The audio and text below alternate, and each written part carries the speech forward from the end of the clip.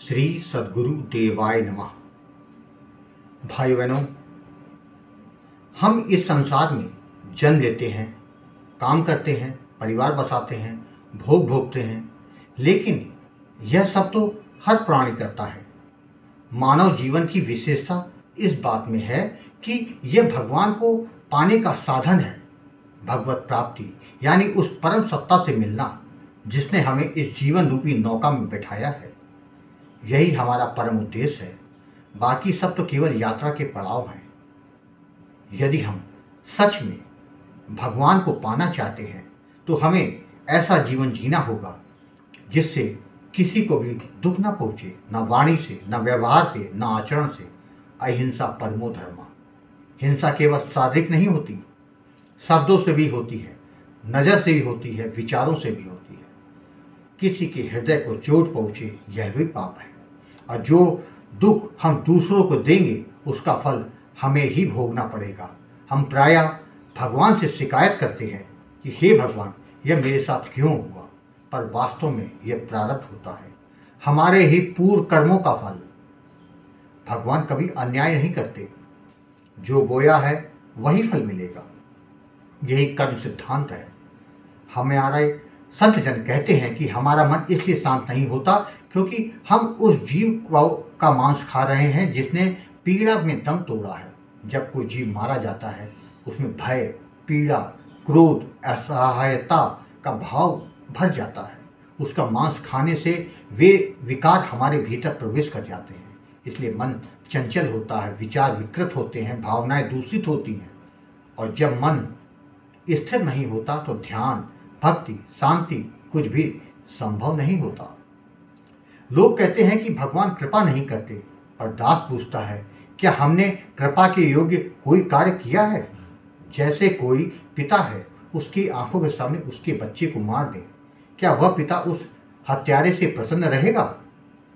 हम जब मासूम प्राणियों का वध करते हैं तब क्या हम भगवान की कृपा के पात्र बनते हैं?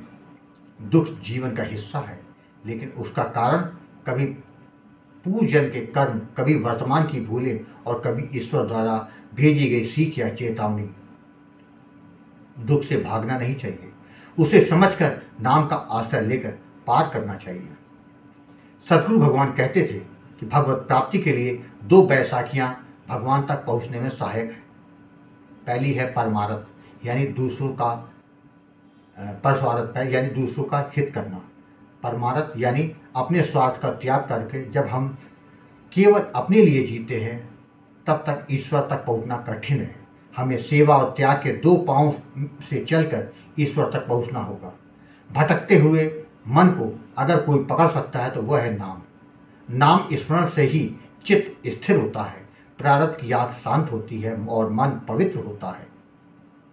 भगवान की कृपा बरसती है। आज जो कथा यह दास सुनाने जा रहा है उसे उत्तर प्रदेश से आर्यन जी ने भेजी है, जिसको सुनकर पता चल जाएगा कि भगवान कैसे अपने भक्तों की बातों का मान रखते हैं, उनको कभी निराश नहीं करते।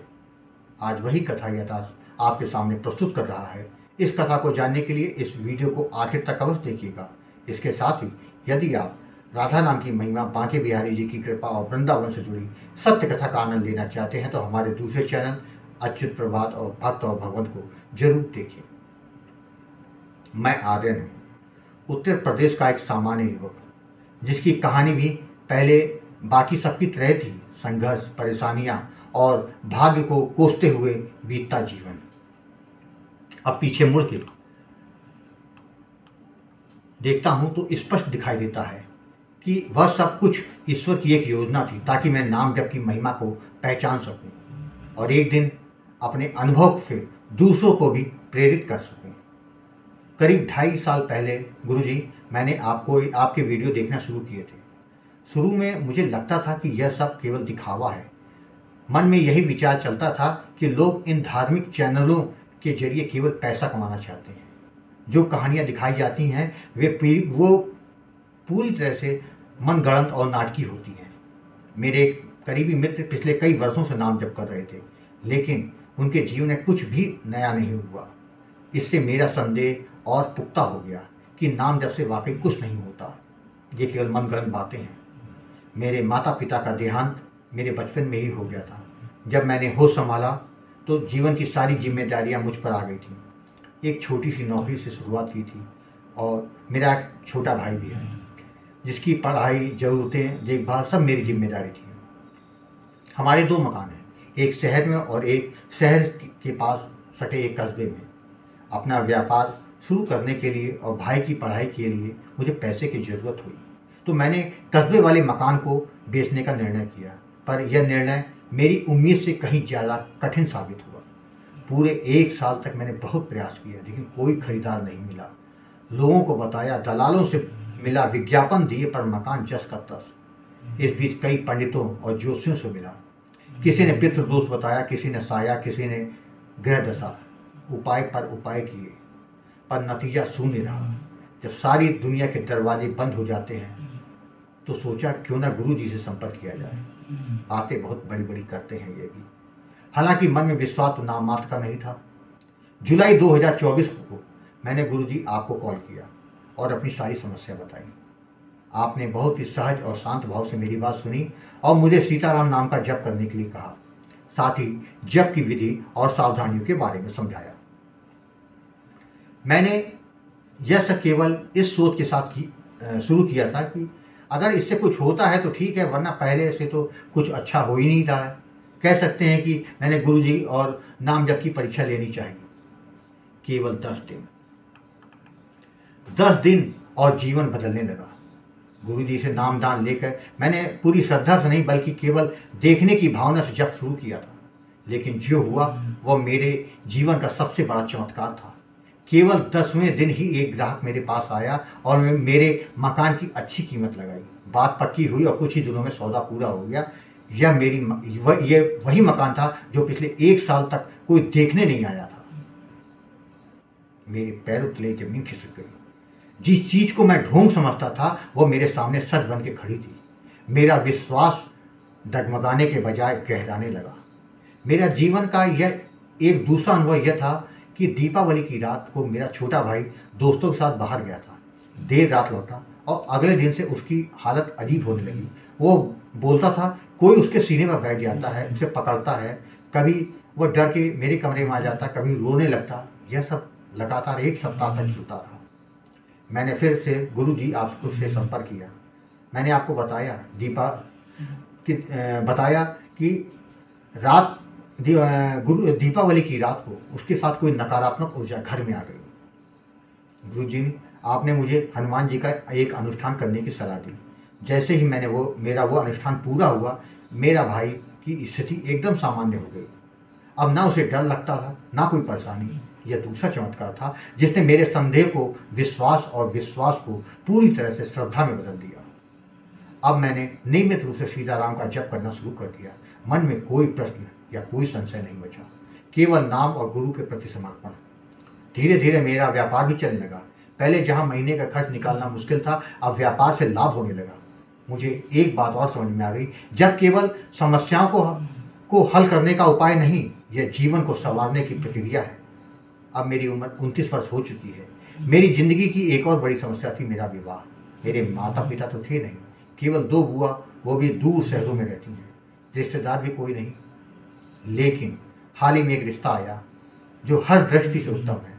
लड़की का परिवार बहुत ही समझदार और धार्मिक है। सबसे सुंदर बात, उन्हें मेरे बारे में सब पता है और वे मुझे पूरी तरह से स्वीकारते हैं। अब इस जाले में मेरा विवाह होना तय हो गया है। यह सब केवल मेरी मेहनत का फल नहीं, बल्कि मेरे गुरु की कृपा और नाम जप का प्रसाद है। अब मैं पूरी श्रद्धा से कह सकता हूँ, कलयुग केवल नाम आधारा, सुमिर सुमिर न उतर ही पारा। गुरु जी आपकी कही यह एक एक बात सत्य निकली। आपने जो कहा वैसा ही हुआ। अब मेरी दिनचर्या का सबसे बड़ा हिस्सा नाम जप है। हर सुबह और रात को मैं सीताराम नाम का जप करता हूँ। यह केवल साधना नहीं, बल्कि मेरे जीवन का मेरुदंड बन गया है। मेरी पूरी सोच, दृष्टिकोण और भावनाएं अब सब बदल चुकी हैं। जो पहले निराशा थी, अब वह विश्वास में बदल चुका है। जो पहले अधूरापन था, वह अब पूर्णता की अनुभूति में परिवर्तित हो गया है। मैं सबसे यही कहना चाहता हूँ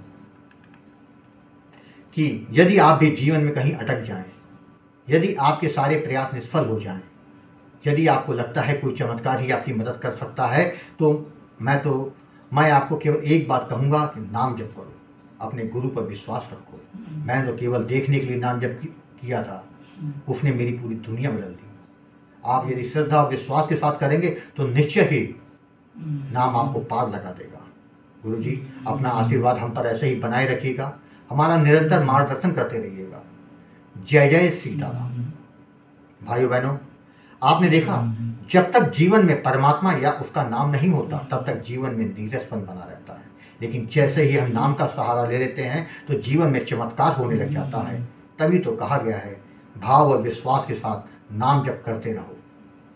आपको कथा अच्छी लगी हो तो कमेंट में जय श्री राम लिखना मत भूलिएगा, जिससे दास का मनोबल लगातार बढ़ता रहे और अच्छे प्रेरणादायक वीडियो आपको प्रस्तुत करता रहूं। आपसे निवेदन है, यदि आपके पास भी राम नाम का अनुभव हो तो उसको मेरे ईमेल पर भेज सकते हैं, जिस पर वीडियो बनाकर अपने चैनल में अवश्य प्रस्तुत करूंगा।